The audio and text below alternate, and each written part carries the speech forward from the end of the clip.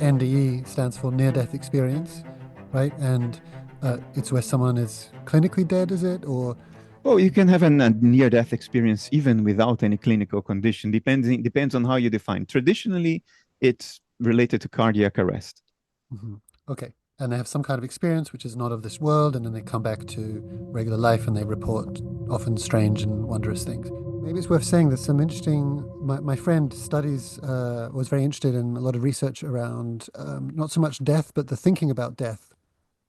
Um, and there's some interesting research about just the thought of death can cause people to contract. And for example, there was a study where um, people from a Turkish background versus people from a European background, if they came into a cinema and they were reminded somehow, even subliminally, about death, they would sit closer to Turkish people would sit closer to Turkish people and vice versa. So maybe there's a kind of contraction there. And also judges would give much harsher sentences with some kind of reminder. And there's other studies around that. But those kind of measures seem to reverse, according to my friend and what he's read about it, if one thinks about death often, and then it actually elicits pro-social behavior. So the reason I'm saying that before tonight's session, if for anyone who doesn't think about this topic often, you might notice a little bit of a contraction initially, but the invitation is to stick with it. The more we think about death, the more rich life can be and the more interconnected we can feel, apparently according to this research and my own personal observation when I spent time contemplating it as well. Memento mori. Memento mori. Yeah, thanks, Jane. Kiri, are you ready? So the first question to kick us off is from Muriel, who can't make it tonight. And she asked Kiri if Kiri could read it instead. Hi, Bernardo. So the question's entitled, What Happens When We Die? And she's saying, okay, so it's the end of the disassociation process. But is there something that of our individuality that still continues, as seems to be suggested by near-death experiences? And what would be at the base of this individual consciousness as separated from the mind at large when the body is no more? Does the disassociation really stop, or does it only seem to stop to the physical disassociated selves left behind? In other words, is there something as an individual soul when the body is no more, something still individual, not yet merged into the all there is, or universal consciousness? Okay. Of course, the honest answer is I don't know. So what we are going to explore here is what hypotheses do we have good reasons to entertain seriously? What hypotheses are plausible? When you wake up from a dream, your dream avatar dies, right? It's the end of the dissociation that caused you to believe that you were your dream avatar, but not the rest of the dream. When you wake up, you know that you were the whole shebang. You were doing the whole thing. It was only you. But you remember the dream still from the avatar's perspective, right? You remember that entire dream from the avatar's perspective. And when you have a strong archetypal dream that really impacts you emotionally, the dream stays with you for days, even longer. So the memory of the dream will evoke a number of feelings and sensations in you, even on the mirror of memory, even when the dream itself is not playing out anymore. It's just the memory of it, but it comes associated with a number of experiential states that are feeling toned in nature, but which also lead to other cognitive associations. Like when I dream, I think we talked about it last time, when I dream that I am in Rio again after 30 odd years, and the dream is telling me it's real. This time you really are in Rio. Every time the dream does that. When I remember the dream afterwards, it comes together with a series of experiential states that go beyond just the memory of the dream itself. It comes together with evocations of memories of my childhood. Not memories of the dream, but true, real memories of my childhood. It evokes family. It evokes origin. It evokes certain colors. Memories of Rio, for me, evoke the image of very, very bright sunshine, like obfuscating sunshine. I have that. It evokes the sound of the ocean washing on the sand, that rhythmic sound of the ocean coming and going. I have that in the Netherlands too. When I go to the islands in the Wadden Island, as we call it, there's a sort of a chain of small islands in the north of the Netherlands, and I go there a couple of times a year. And so I have this new association with the sound of the sea washing ashore. But what I'm trying to say is that even though the dissociation that characterizes the dream is over, you still remember the dream from the perspective of that dissociated outer that you were during the dream. And the memories of the dream sort of get entangled with a number of other experiential states that form what psychologists call a complex. A complex is a web of interconnected experiential states that evoke one another and which carry a lot of emotional energy. That's what we call complex. So when you say, well, somebody has a mother complex, it means that there are experiential states that are betrayed by certain patterns of behavior that are very much associated with the mother's figure. And those experiential states can be memories from childhood. It can be a feeling of being nurtured, of being protected. It can be images of birthday parties, of being at home, as opposed to being out in the world. So that's another complex. Complex is this web of interconnected experiential states that is so feeling toned that it tends to modulate behavior very strongly. I have a father complex because my father died when I was very young. When you have dream complexes, when dreams are archetypal and very evocative, very engaging, after the dream, you remember the dream. You're no longer dissociated, but you remember the dream, and that becomes tied up. The memory of the dream becomes tied up in all this web of archetypal feeling tone evocations that connect with it. So that is a dream complex. So mother complex, father complex, dream complex, right? When we die, probably something like that happens. You will be who you are now. You just remember that your narrative self was just that, a narrative. You're not going to shed a tear in the same way that you don't shed a tear for the death of your dream avatar when you wake up in the morning. But you will remember what it was to live from behind your eyes, to live from behind the dissociative boundary and experience the world from that perspective. And because a life memory is a complex, the memory of the life lived, just like the memory of the dream experienced, will probably sort of react psychically with other experiential states and form a complex. You can call that a life complex, interconnected memories that share a perspective, a point of view that was had when you were dissociated, just like the point of view you had as an alter in the dream when you were dissociated while sleeping.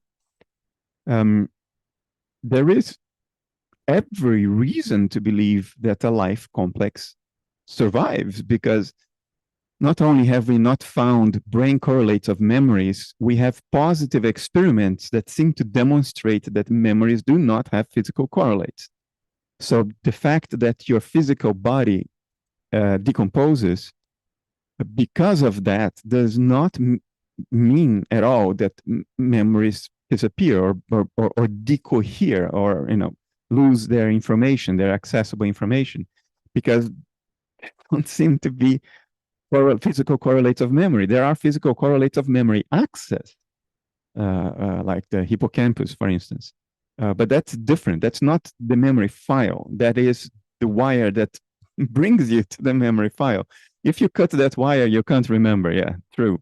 But funnily enough, even people who lose their memories can have terminal lucidity and remember everything, which shows that the file was never lost. It was access to it that became impaired.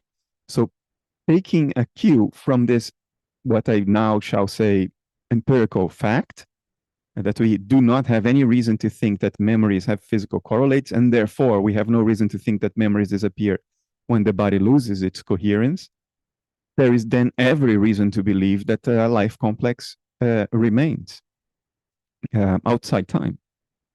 Now, that is not personal agency. Agency means an agent who acts from a perspective. An agent acting from a dissociated perspective probably is not there, because unlike memories, most of our normal agency does have physical correlates.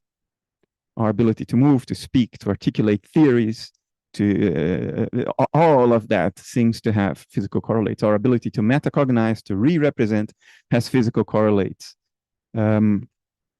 So I don't think any form of personal or individual or dissociated agency remains. At least I don't think there is good reason for it, because if we think of dissociation as hierarchical, which is coherent, why isn't there any physical correlate for the other levels in the hierarchy? Why is it so binary? You know, the dissociation we experience during life has overwhelming physical correlates, but if we fall back into a higher level of dissociation, which is still sort of individual, why isn't there any physical correlate of that? I mean, even a flower that withers and dies in the fall, if you dig into the ground, you find the root system that will sprout another plant in the spring. So it's hidden, but it's there. But in the case of us, nothing seems to be left behind that has a physical correlate. That doesn't mean that there cannot be hierarchical levels of dissociation. There can be. It is coherent. Images are not complete. So maybe we just didn't evolve to pick up these other levels of dissociation. But we don't have any positive evidence to think that individual agency remains. But we have every reason to imagine that a life complex remains. And then the life complex is experienced. In a sense, nothing is lost. The fact that when you wake up, you realize you were not your dream avatar doesn't mean that you lost anything, right? You lost a delusion. That's it. You didn't lose anything of any salient value, of any real substance. You still remember the dream. So I think a life complex may remain, and therefore everything that is real about you right now remains. Everything that is real about your loved ones remains, but not the personal agency. But who cares? Who gives a damn, right? Whether that life complex still is acting under the delusion that it is separate from everything else or not, I don't know why people make a big deal about it. Oh, we don't have individual agency, so we don't really survive. I mean, why? I mean, did you not survive waking up from your dream in the morning? Was anything lost there other than the delusion of the dissociation? So for all, what I see as for all salient purposes, yes, you survive. What is real about you survives. What's real about anybody you love survives, but not their individual agency. And my reaction to that is a yawn. Yes, so who cares that the individual agency is not there? I mean, you see the point that I'm trying to make. I get this question a lot, and when I say there is no reason to believe individual agency survive, people get depressed and they go like, "Oh, that means I'm really gonna die," and I'm like, I mean, come again, think it through a little more. What you lose is a delusional perspective that is very conducive to suffering.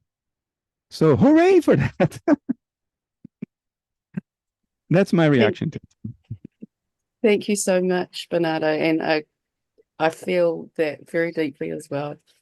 A really quick follow-up. Does analytical idealism preclude that there could be further actively enforced dissociations and say far less dense physical forms that we haven't evolved here to detect, of some sort of progress towards ultimate reabsorption into the one that we are? What do you mean by other actively enforced dissociative boundaries? At what level? So, at the moment, we're in these very dense, easily detectable, actively enforced dissociations.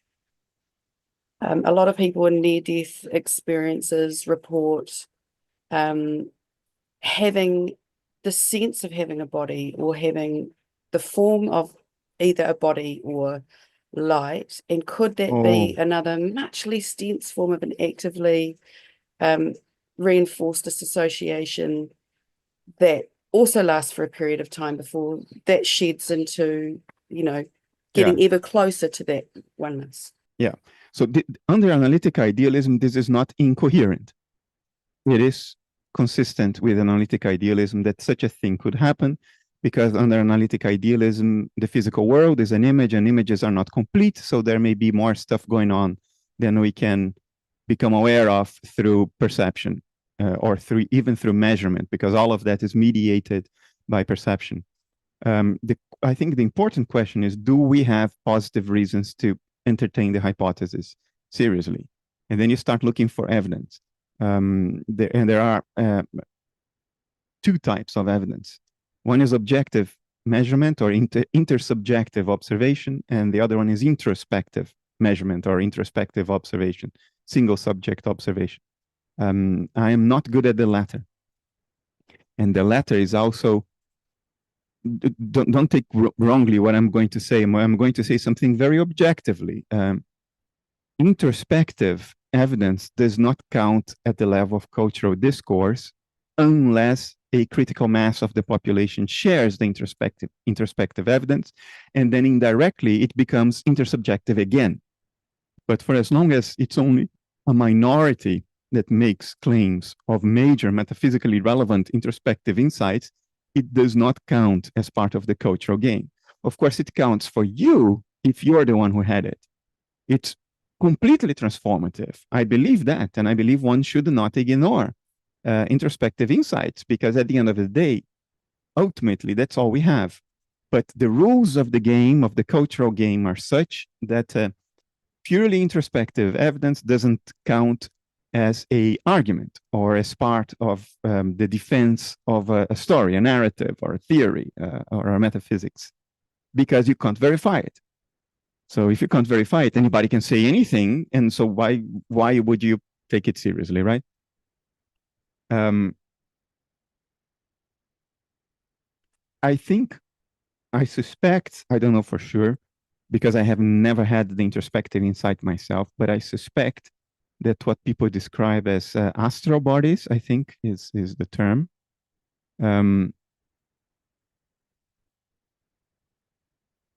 Look, when mind talks to itself, it talks to itself symbolically. That's what mind does. It's the primordial language of mind. It's the language that is there before language evolves. So mind, when the mind is talking to itself, it uses evocative symbols. That's what happens when we have archetypal dreams. I think it is perfectly conceivable that if somebody, through introspection and across a porous dissociative boundary, is picking up the presence of somebody else's life complex, drifting around in the cognitive ether in which we are immersed, you will attach an image to that. And it will be the image of a person, because it is a life complex, a set of experiences, interconnected experiences that were had from a personal perspective. So when mind is talking to itself through that exchange across a dissociative boundary, it will do so through a symbol, and that symbol may be the image of a person. And And if that observation is a direct observation of the self, like an NDE, and you see your so-called astral body, one needs to have a representation for the presence of one's own life complex. So that's mind talking to itself. It will produce a symbol to identify, to mediate that exchange, right? And of course, that symbol will be the residual self-image, to use matrix language. And the residual self-image is your body, because that's what you're used to associating cognitively with yourself. So I think the hypothesis that maybe is not often considered is that both people reporting astral bodies are not lying. They are not even deluded. But interpreting astral bodies as an objective, quasi-physical reality is not the only game in town. It can be interpreted in a different way. Either way, it doesn't take away from the reality of the thing. It's just that it may be naive to think that there is a quasi-physical body when there is no physicality anymore. There are other reasonable hypotheses that make sense of it. Thank you so much. That makes a lot of sense. And it's also consistent with a lot of people report, is that there is, they know other people's thoughts and they are aware of themselves as part of everything. So thank you. There you go. Yeah. Thanks, Kiri. Thanks, Muriel, as well, if you watch this recording. Andrea, your question was super overlapped with this, so I just want to give you a chance to follow up. Thanks, Amir. Hi, Bernardo. Hi, Andrea. Upon death, is the human body immediately considered part of mind at large? If not, at which point do the material components of the body stop defining the boundary of an altar? Western medicine sees the moment of death as a person's last breath and cessation of brain activity. Would you say these are the correlates of the moment of death of the body/altar from the idealist perspective, or is there something else?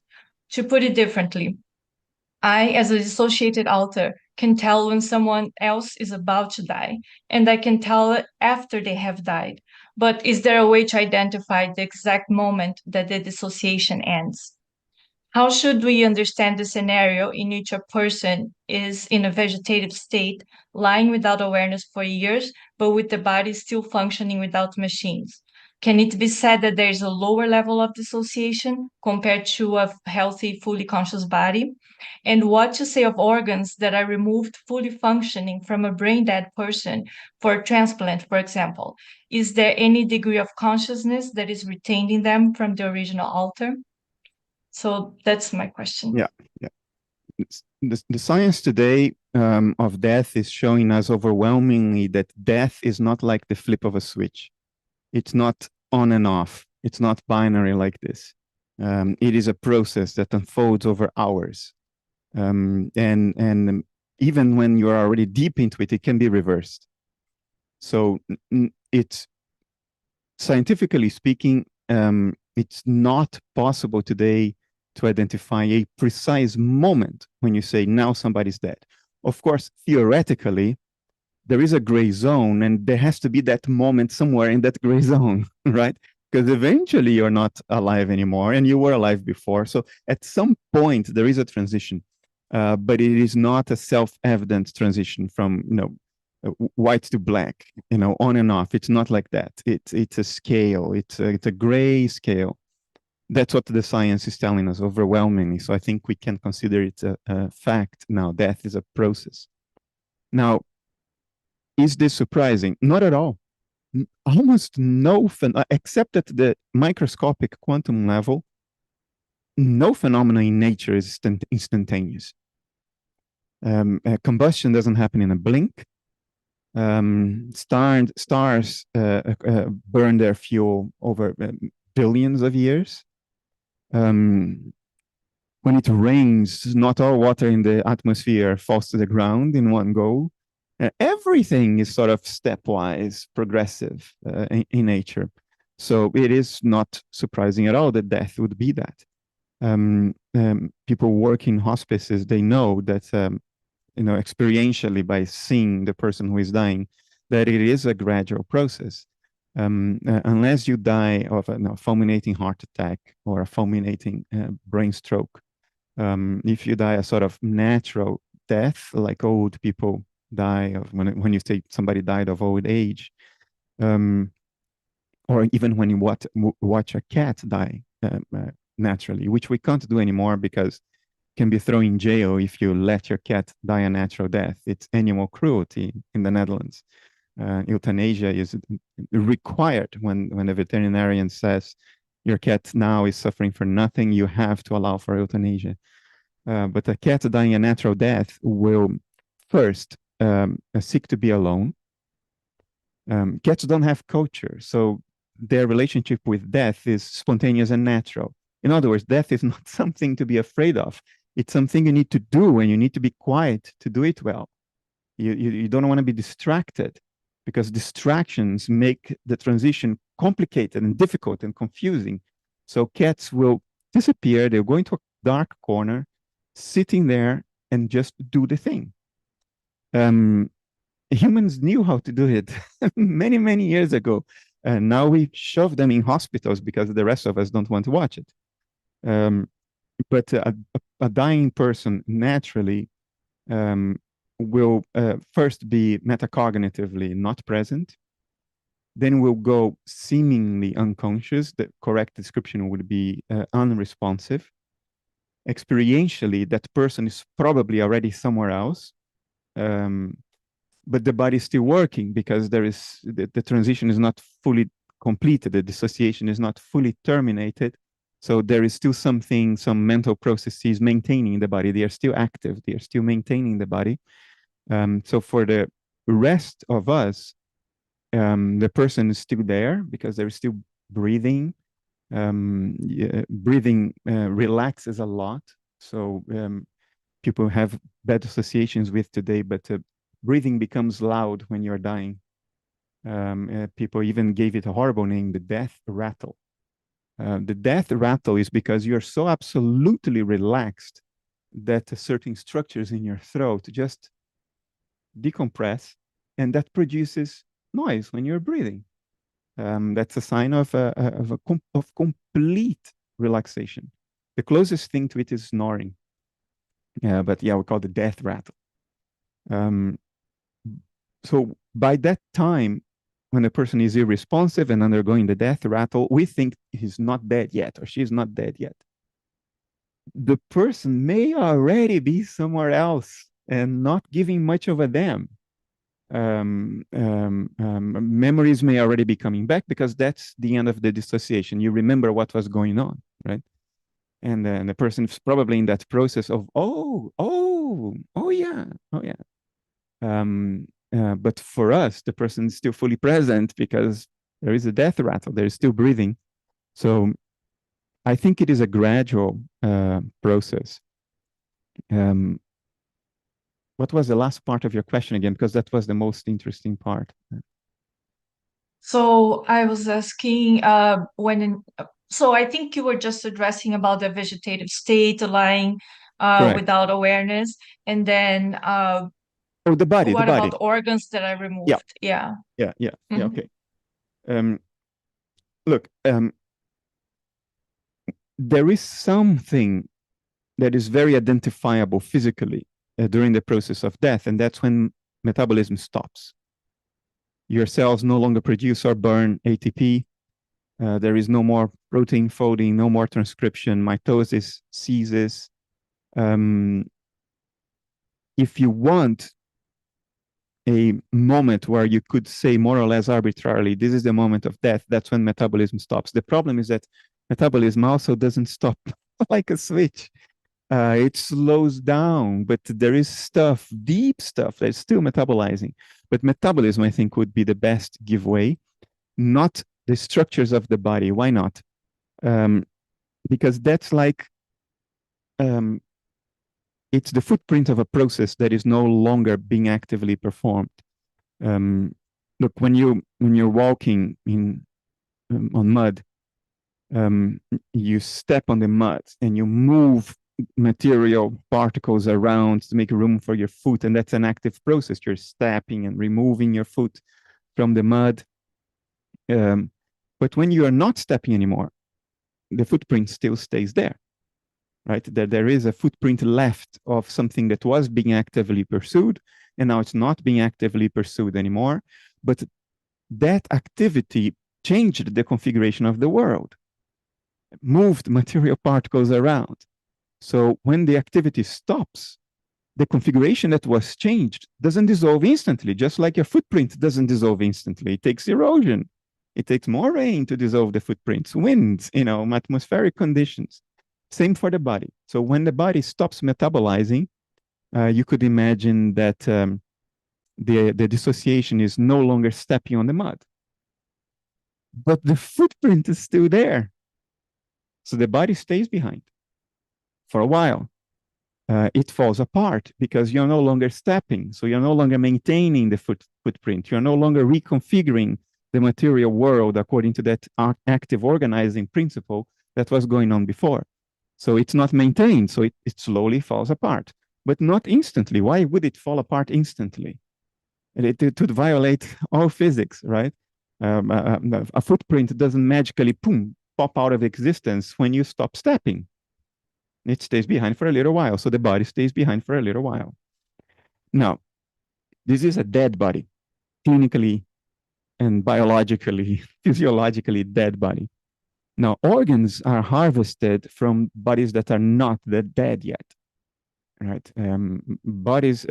Organs are harvested from dissociations that are no longer truly viable, cannot self-maintain anymore, but it's not completely stopped.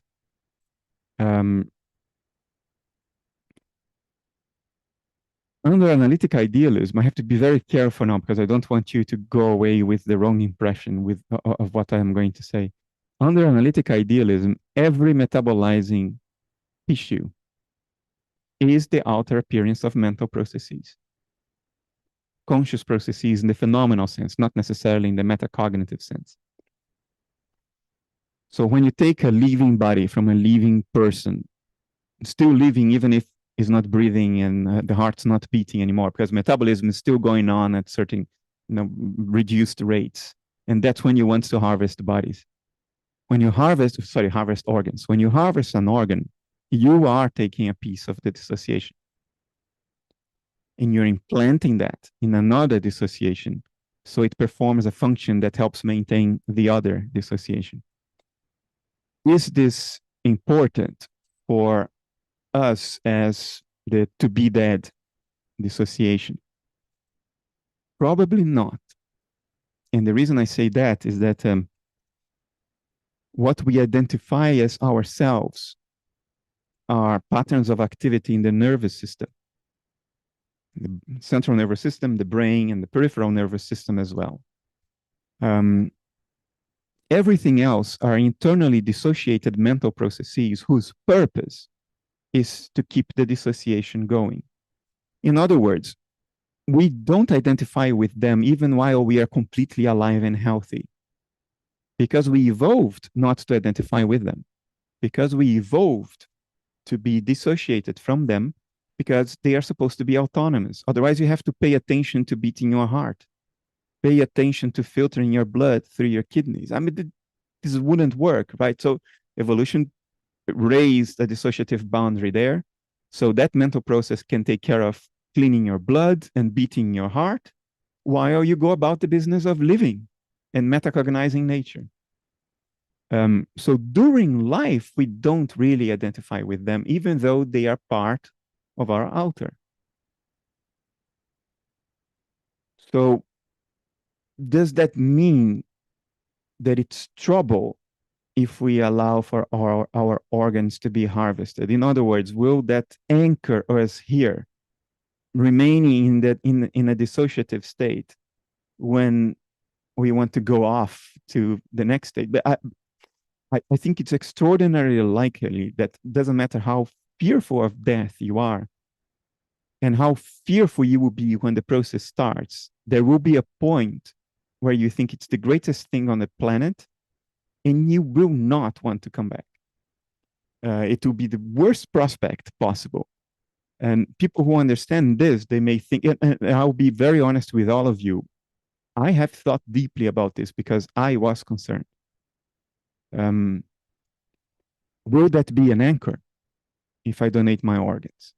Imagine I donate my heart to somebody who's going to live another 30 years. Jesus, will I be anchored for 30 years in time, in the cross of space-time? My conclusion was no, because what stays is a process I don't identify with as a living person already anyway. It's an autonomous thing going on there to maintain the dissociation. It does its own thing. It isn't Bernardo. Is it the true me? Of course, but then in the same sense that the person who will receive my organ is also my true me, that you are my true me, that the whole thing is the true me. So if you go that far, then you also have nothing to worry about because the whole thing is the true you. So our concern is about the false me, right? The false you.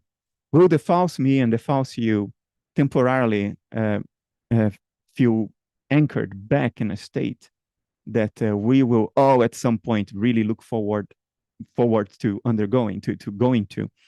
And I think no, because even from the point of view of the hallucinated personal self, you don't identify with autonomous processes anyway. It would be a different thing. No, I'm not going to go there. No, I'm not. We are nowhere near a point of concern as far as medical technology is concerned. We are centuries away from grafting nervous systems into other nervous systems. That would start being a point of concern because now you're really messing up with mental states, and messing up with mental states can be tricky. You can do that by torturing someone, or you can do that maybe by grafting nervous systems into other nervous systems. I don't know whether we'll ever do that because there's all kinds of ethical issues. But as far as organ transplant technology today is concerned, I don't think there is anything to worry about. But from the point of view of the person that's receiving that organ, do you think that is any sort of, for lack of a better word, I'll say like an impingement of that original author into the one that's receiving? Well, it is a forced. Well, it's not an impingement because it will not be really completely on the outside anymore. It's brought in across the dissociative boundary, right? They open you up and put something in there.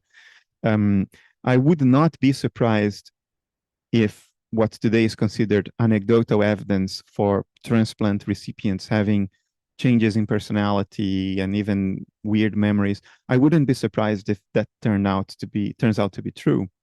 Because even though it's an autonomous complex that has lived in the immediate vicinity of another life complex. So when you bring it into somebody else, since that organ is the image of mental processes, you would, I consider it perfectly plausible that there are mental effects. Will they be detrimental? I don't think by and large, no, because if you are the one that is receiving a sort of a strange mental input as a transplant recipient, what that immediately does to you is expand your understanding of identity. Because you are experiencing that stuff from a first-person perspective, but it's not your stuff. So no materialist delusion that the self is only in here and not elsewhere, it can't survive the immediate experience of aspects of somebody else's inner life. Obviously, our story is wrong, right? Because now it's you, but it's somebody else, but it's also you. Yeah, okay, then what you think of as you is not quite right, right? So I wouldn't be surprised if there are psychological effects more than just the trauma of undergoing a major operation and being on the brink of death, but a weird mental input that the transplant recipient experiences as curious and even exciting. I happen to be friends with what's the name in English? It's a doctor that examines tissue samples to diagnose diseases.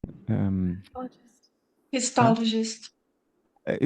No, but there's never mind. I have a friend who is involved in transplants because he does, the tissue examinations of the organ to see that it's still viable and all that. And he's part of transplant teams.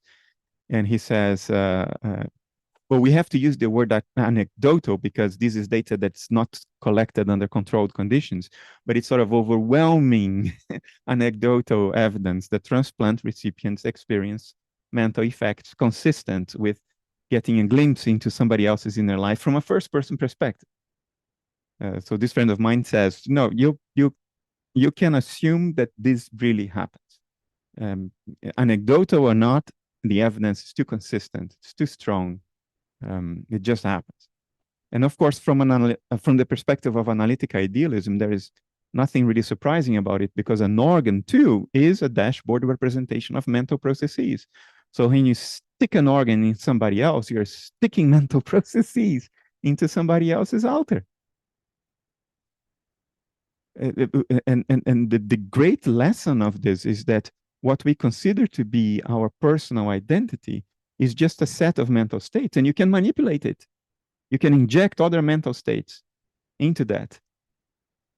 And which the only conclusion is, well, obviously I am not the mental state. Obviously I am the subject who experiences the mental states. And of course, it's the same subject behind your eyes, my eyes, everybody else's eyes. Everything else is just mental contents, mental states. Thank you so much, Bernardo. Cheers. Thanks, Andrea. Tatiana, if you're here and you want to unmute and interrupt me reading your question, feel free. It seems like a natural follow-on. Why does brain activity increase when a person is dying? Research has shown that in the moments leading up to death, there is a surge in brain activity, particularly in gamma wave oscillations associated with consciousness, memory, and heightened perception. Sorry, I think I didn't read that super well. It's the gamma wave oscillations that are associated with consciousness, memory, and heightened perception. And there's a reference here to Zhu et al. In the PNAS journal 2023. This phenomena has been observed in both animal and human studies, suggesting a possible neural basis for near-death experiences. The surge may be linked to a final burst of coordinated brain function as oxygen levels drop. This contrasts with psychedelic experiences where brain activity typically decreases despite the reported increase in vivid perceptions. Yeah. Look, I'm not going to fight against the materialist interpretation of this because for analytic idealism, it doesn't really matter whether it happens or not. This is something significant if you're coming from a dualist perspective. Is the mind just the brain, or does the brain generate the mind, or is the mind another thing other than the brain? So you get this mind brain everywhere. Under idealism, there's just mind, right? So I'm not going to fight, can we explain NDEs with that gamma burst, which happens pretty advanced at a moment in the process of death that most of us would say the person is already sort of dead, or the animal is already dead, and then there is this gamma burst in activity in the gamma range of the spectrum. It's a scientific question, and I'm not a neuroscientist, so more studies need to be done. I don't know exactly what that is. I can speculate in an educated way, but my speculation is not likely to be right because there are many other possible educated speculations here too. So if you divide the chance equally amongst them, any one of them has a small chance of being true. But the image that came to me some time ago when I was reading about this was that I remember the last words of Steve Jobs. The last words of Steve Jobs were, "Oh wow, oh wow, oh wow," and then he died. There is something about dissociation ending and the reality of being sort of streaming in that is experienced as something extraordinarily intense, amazing. Psychedelics are the best model of death we have, And I can totally identify with the oh wow, because there is something about the psychedelic trance that you, at least I did, experience as a unambiguous memory of a state in which I was forever, and yet not during my life. I wasn't in that state at any point in my life. But when psychedelics bring you there, you're absolutely clear-eyed that I know this. I've been here forever. This is the most familiar thing imaginable. It is the very root of being, of my being, of what I am. It's more than home. It is not new. And that's the wow. I just used the word spontaneously. Wow. So I fantasized that Steve Jobs started remembering. And then he couldn't speak anymore because then after that he went into death rattle for a whole night, and metabolism ceased the next day because the whole thing is, of course, a process.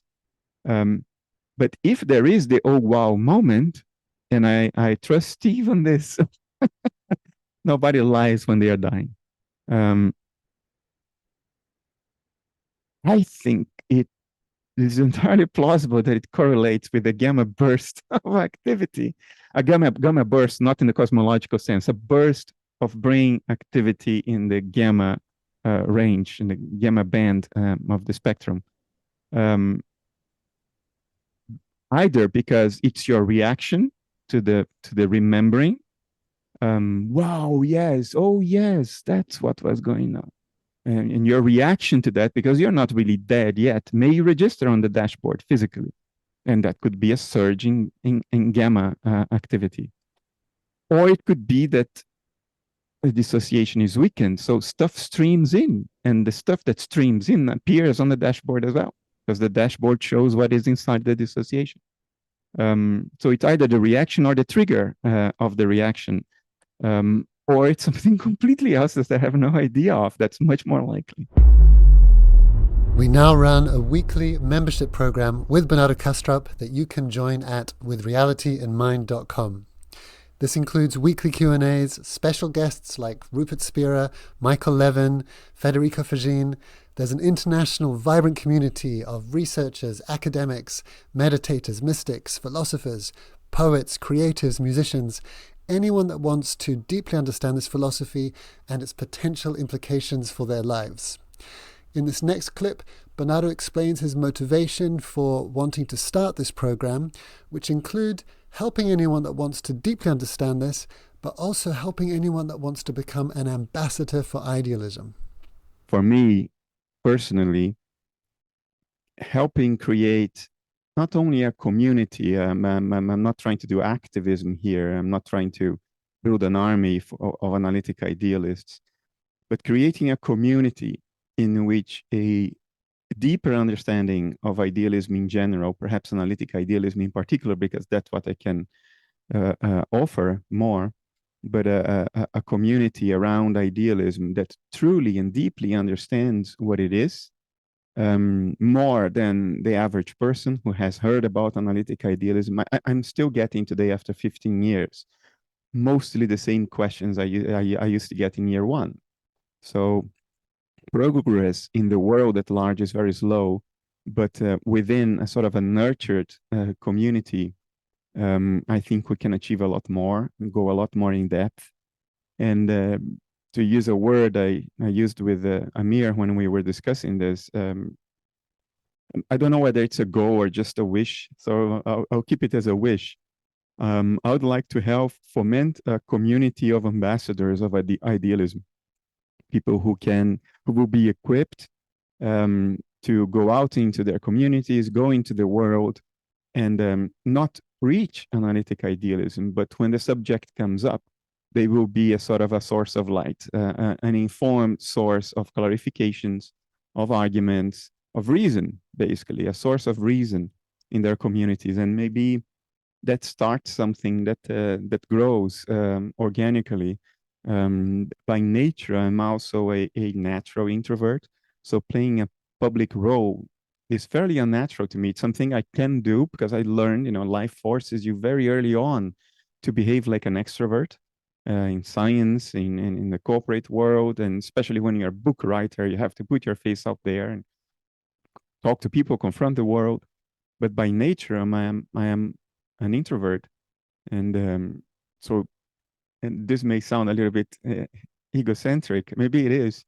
It would be nice to have more voices out there, so I could feel more comfortable myself to allow myself to disappear in my Swiss Alps mountain every now and then, you know, knowing that there is a whole group of people out there who are carrying the torch still.